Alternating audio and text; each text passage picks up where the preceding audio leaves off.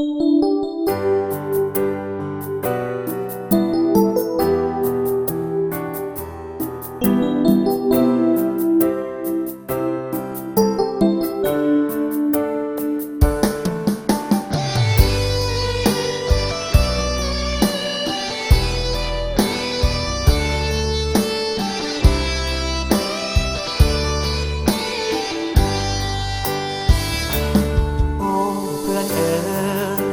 ฮาเคยร่วมสถาบัน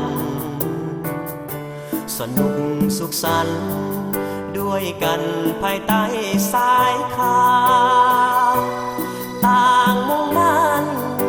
ใฝ่ฝันเอาปริญญาเพื่อความก้าวหน้า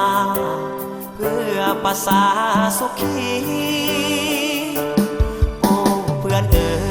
ยเฮาเคยร่วมวิทยาคารสนุกสุขสันต์ด้วยกันมานานหลายปีความสุขความทุกข์เจ็บป่วยช่วยกันทันทีเป็นน้องเป็นพี่มุ่งสู่จุดหมายปลายทางมาวันนี้วันที่5 ปริญญาเป็นวันน้ำตาเพื่อนเฮาหลั่งไหลให้กันตื่นเต้นตั้งใจบ่มีสิ่งที่เปรียบปานมีเพียงน้ำตาเท่านั้น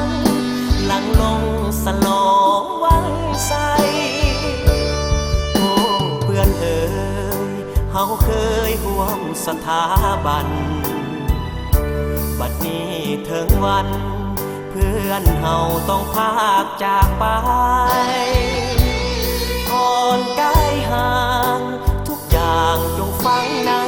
ใจอยู่แห่งหนใดเพื่อนเอ๋ยอย่าได้ลืมกัน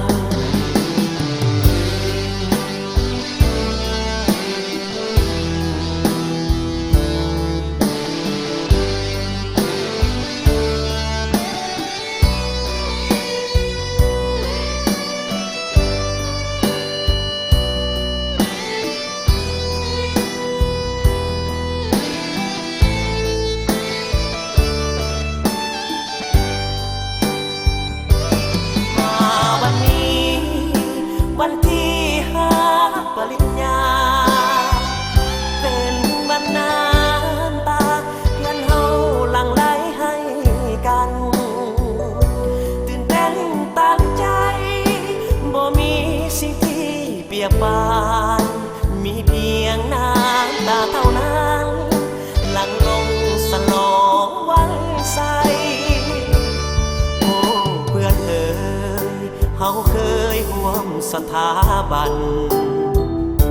บัดนี้ถึงวันเพื่อนเฮาต้องพากจากไปก่อนใกล้ห่างทุกอย่างจงฝังในใจอยู่แห่งหนใดเพื่อนเอ๋ยอย่าได้